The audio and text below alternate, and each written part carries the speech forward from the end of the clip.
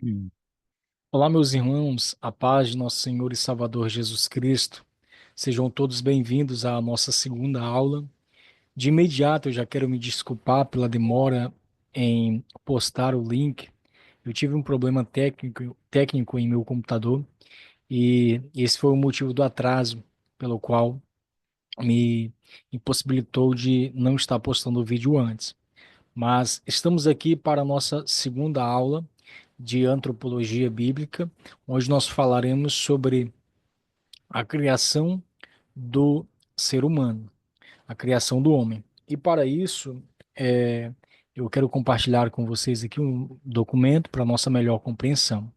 Então, já esteja em mãos com o seu caderno, com a sua caneta, todo o seu material de estudo, sua Bíblia, para nós estarmos juntos nesta aula. Então, hoje, quero frisar, nós estudaremos sobre a criação do homem. O homem foi criado à imagem e semelhança de Deus? Será? Como podemos afirmar isso? Então, são perguntas que a Bíblia ela se encarrega de responder para nós. Então, hoje nesta aula, eu quero falar sobre algumas particularidades na criação do homem. Algumas particularidades que nós encontramos ao estudar a Bíblia e nós conseguimos identificar que o homem, de fato, foi criado à imagem e à semelhança de Deus. É, e o ser humano possui alguns atributos que o diferencia das demais obras da criação. Tudo bem? Então vamos compartilhar aqui com vocês. Vamos lá, vamos lá. Aqui. Pois bem, meus irmãos, como você tem na tela aí, nós estamos na nossa segunda aula, aula de número 2, onde nós falaremos sobre a criação do homem à imagem e semelhança de Deus. Como eu disse, abordaremos sobre algumas peculiaridades na criação do homem. Pois bem, quando nós abrimos a nossa Bíblia em Gênesis 1:26, nós temos o texto afirmando que Deus criou o ser humano, correto? E que Deus criou o homem. Essa expressão em Gênesis capítulo 1, versículo 26, deixa eu pegar o texto bíblico. Também disse Deus: façamos o homem à nossa imagem, conforme a nossa semelhança. Tenha ele domínio sobre os peixes do mar, sobre as aves dos céus e sobre os animais domésticos, sobre a terra, sobre os peixes e sobre todos os répteis que rastejam sobre a terra. Meus irmãos, quando nós olhamos para essa expressão no texto de Gênesis 1:26, algumas particularidades nós encontramos nesse texto. E ao decorrer da aula nós vamos discorrer sobre elas. Em primeiro lugar, o que significa isso? O homem foi criado à imagem e semelhança de Deus. Então, no texto de Gênesis 1:26 nós temos a expressão: façamos o homem à nossa imagem, conforme a nossa semelhança. O homem foi criado à imagem e semelhança de Deus. O que isso quer dizer?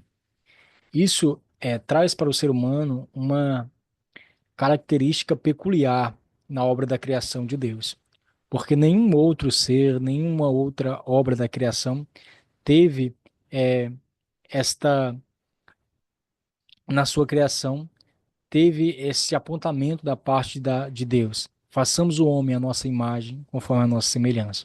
Então, quando nós entendemos que o homem foi criado à imagem e semelhança de Deus, isso significa que o homem ele teve um privilégio a mais. Ele teve um privilégio a mais de todas as obras criadas, porque o homem foi criado à imagem e semelhança de Deus. Então hoje nós abordaremos sobre essas peculiaridades. Eu destaquei aqui oito para nós podermos meditar sobre elas. E a primeira peculiaridade a respeito da criação do homem é que Deus pôs a eternidade no coração do homem. Como assim? Deus pôs a eternidade no coração, no interior do homem? Sim. Por quê? Veja bem, quando a Bíblia diz que Deus formou o homem à imagem e semelhança, que Deus formou o homem do pó da terra e soprou em seus narizes, você tem que averiguar aí duas situações. Primeiro, que quem é o Criador? Então pega esse texto, quando você tiver com a sua Bíblia aberta, você vai pegar esse texto e perceber. Vai marcar lá, quem é o Criador? Vai marcar o Senhor Deus. Quem é a criatura? O homem. Qual foi a obra-prima pelo que o homem foi criado? O pó da terra. Então você aqui está estudando o texto para averiguar as peculiaridades, algumas verdades. E soprou em seus narizes o fôlego da vida. Então, você percebe que tem um Criador, vou colocar aqui o ser, você percebe que tem uma criatura, outro ser, criatura, criador, criatura. Você percebe que tem aqui uma matéria-prima pelo qual essa criatura foi criada, e você percebe que a matéria-prima, podemos chamar assim, é o pó da terra. E soprou em seus narizes o fôlego da vida, e o homem foi feito alma vivente. Então o homem aqui se tornou pronto, foi feito alma vivente. Entretanto, você percebe que tem outra peculiaridade aqui, uma parte imaterial. Essa parte imaterial, ela é eterna. Quando Deus soprou no homem o fôlego da vida, ele soprou uma parte imaterial. Então essa parte imaterial, ela se uniu com a parte material, que é o pó da terra, e o homem foi feito uma alma vivente. Então, o ser humano, ele tem a eternidade em si, no seu coração, por quê? Porque Deus tirou algo de dentro dele, a eternidade, algo eterno, sopro, e colocou dentro dessa matéria-prima aqui, uma matéria-prima finita, uma matéria-prima limitada, uma matéria-prima é, pequena, que é o pó da terra. E Deus soprou, colocou dentro do homem os fôlego de vida. Por isso o ser humano, por isso nós dizemos que o homem tem a eternidade no seu coração. A sua alma, essa parte aqui, ela não pode morrer porque ela é imaterial. Entretanto, o que morre é o corpo. Então, Deus, quando ele soprou na, no, nas narinas do homem, essa parte material, que é eterna, ela foi para dentro do homem. Então, o homem, ele tem a eternidade dentro de si.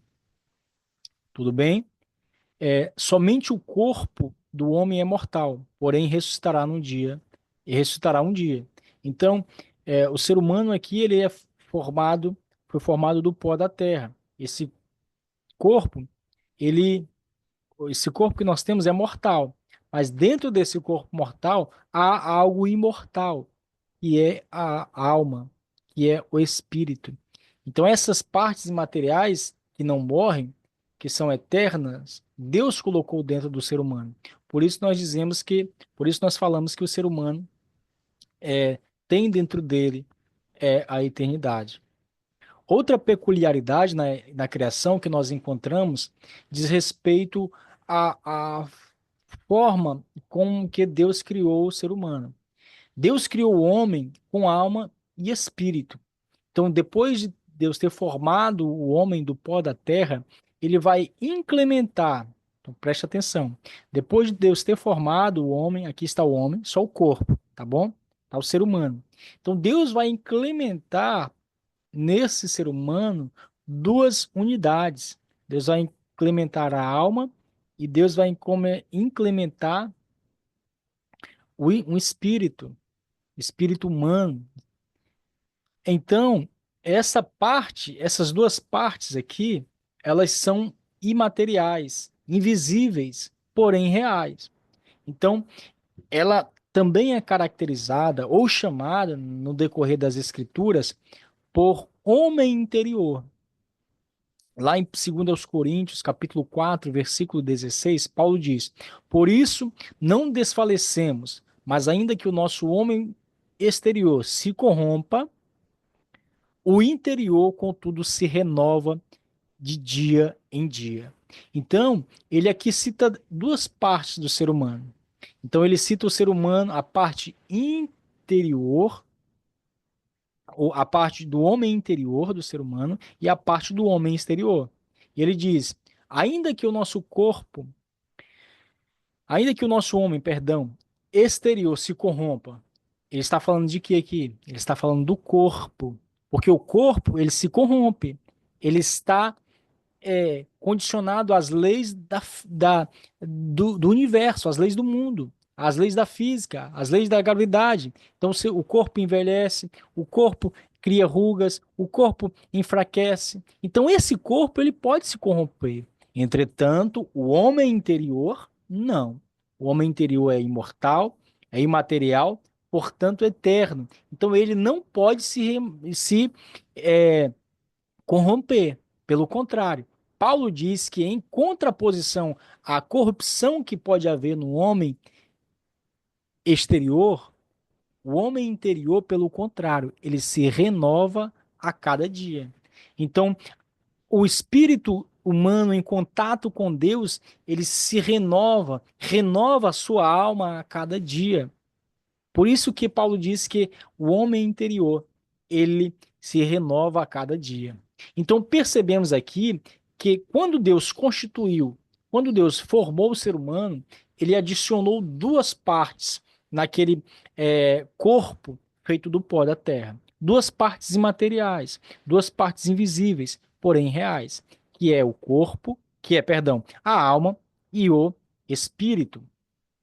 Nós quando nós analisamos ainda mais sobre essas peculiaridades na criação do homem, nós percebemos que Deus, ele criou o homem, ele formou o homem de forma tríplice. Grave bem essa pronúncia, tríplice. E acrescente aí tricótoma. Deus fez o ser humano para ser alguém tricótomo, ou seja, de três unidades. Então, o homem é constituído de três unidades. O homem é um ser tricótomo. Ele tem aqui, ó, o ser humano tem corpo, alma e espírito. Quem foi que fez isso? Foi Deus. Porque lá em Gênesis 1:26, Deus diz: façamos o homem à nossa imagem. Olha a expressão façamos. Deus não diz farei. Deus diz façamos. Está no plural. Indica mais de uma pessoa. Então, Deus ali, na sua trindade, ele está planejando a criação do homem. E essa criação é tão maravilhosa que, da mesma forma que nós cremos na Trindade, Deus criou também um homem, não de três deuses, não sendo três deuses, mas sendo o homem de três unidades. E crendo também que a Trindade não é três deuses, a Trindade é um Deus subsistente em três pessoas. Da mesma forma que a três pessoas na divindade, em uma só divindade, na criação do ser humano, Deus constituiu ele de três unidades, que é corpo, alma e espírito. Então, até nisso, o homem se parece com o seu Criador. Por quê? Porque ele é constituído de corpo, alma e espírito. E nós que acreditamos na Trindade, nós percebemos que há um só Deus, mas que esse um só Deus é subsistente em três pessoas: Pai, Filho e Espírito Santo, iguais em poder, glória, adoração, mas diferentes em personalidades. Tudo bem até aqui? Outra peculiaridade na criação do homem é que Deus é, que é perfeito, criou o homem perfeito. Como assim, Diácono Tiago? Como assim? Então, a palavra de Deus diz o seguinte: eis que quando Deus finaliza a sua obra, eis que era muito bom. E ainda, Deus fez o homem reto. Em Eclesiastes 7:29 está isso.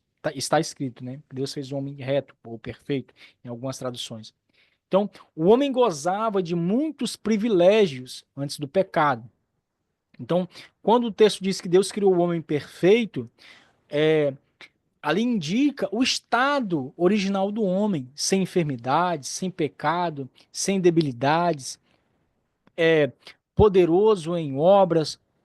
Olha a grandeza do homem. O homem tinha uma grandeza extraordinária. Entretanto, com o advento do pecado, nós percebemos que o pecado gerou uma anomalia, podemos dizer assim, na raça humana. Então, quando o homem pecou, o pecado desfigurou a sua imagem. O pecado não arrancou. Muitas pessoas dizem que o pecado tirou a imagem e semelhança de Deus, do homem. Mas não, o pecado ele pôde desfigurar. O homem não perdeu com a queda a imagem e semelhança do seu Criador. Mesmo caído, ele continuou tendo a imagem, mesmo que essa imagem estivesse desfigurada. Porque aí nós veríamos lá na frente, já entrando na aula de soteriologia, com a necessidade de um Salvador para regenerar essa, essa imagem. É o exemplo de uma folha de papel. Quando você pega uma folha de papel, ela é, e amassa ela, ela não deixa de ser uma folha de papel, mas mesmo que você desamasse ela, ela continua contendo alguns é, fragmentos, contendo alguns detalhes que identificam que aquela folha já foi amassada. Mesmo assim, mesmo amassada, ela não deixa de ser folha. Então, outra peculiaridade que nós encontramos na criação do homem é que Deus fez o ser humano um ser moral. Aqui, o ser humano, ele tinha uma moralidade vinda do Criador. Então, o que é moral? O que é um ser moral? Então, a moral, ela é um conjunto de regras, costumes e formas de pensar de um grupo social que define como devemos ou não fazer que define o que devemos ou não fazer em sociedade. Então, a moral do homem, do ser humano, fora estabelecida por Deus. Percebemos, olha só. Deus, a fonte da verdadeira moral, criou o homem com um sentimento moral. Então, o ser humano tinha um sentimento moral do que é certo, do que é errado, do que fazer para agradar ou não o seu Criador. É tanto que quando ele peca, ele percebendo que tinha errado, ele se esconde. Por quê? Porque a moral, a sua consciência tinha revelado para ele que ele tinha feito algo que desagradara a Deus. Então, a palavra de Deus afirma: eis que o homem é como um de nós, sabendo o bem e o mal. Tá vendo aqui? Deus colocou essa ciência dentro do espírito humano, em uma área que é o marco notável do Criador, a consciência. Então, quando o ser humano pecou, errou, ele teve a consciência de que aquela atitude foi algo ruim. Por isso que ele se escondeu, para tentar fugir. Então, o ser humano ele foi criado com um certo sentimento moral provindo do seu Criador. É por isso que quando nós fazemos algo de errado, nós nos entristecemos e ficamos assim porque sabemos que isso desagrada a vontade do nosso Criador.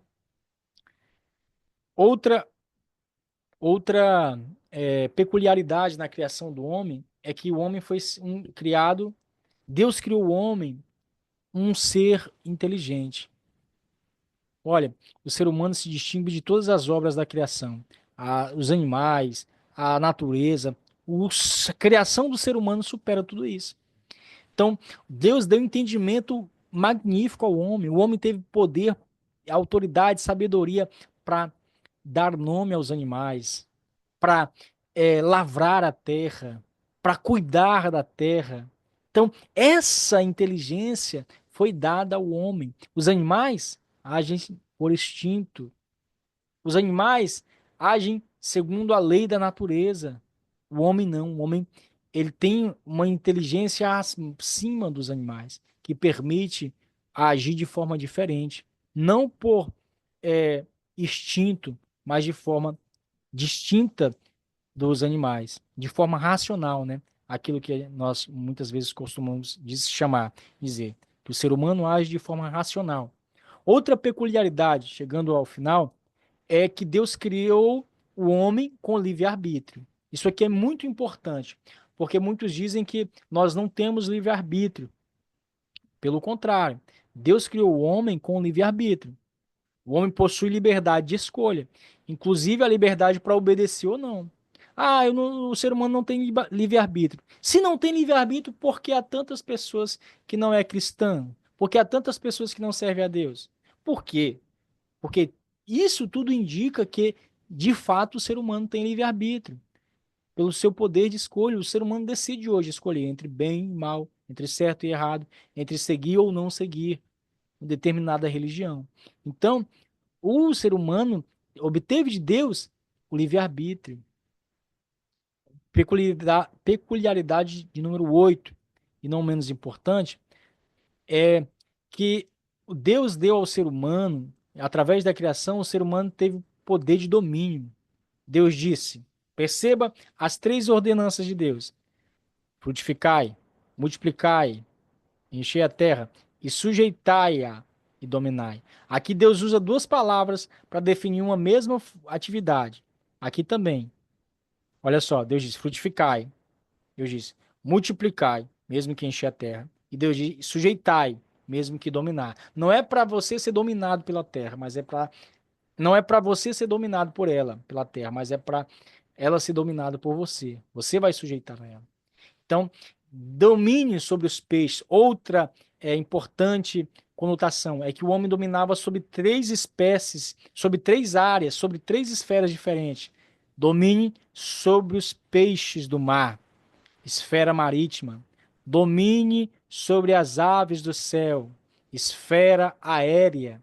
E sobre todo animal que se move sobre a terra, esfera terrestre. Então o ser humano tinha um domínio completo, mas com o advento do pecado, ele perdeu é, ele perdeu alguns privilégios que ele tinha, gerando assim uma certa é, declinação na sua forma de viver, na sua forma de agir, na sua conduta e até no tempo de vida do ser humano.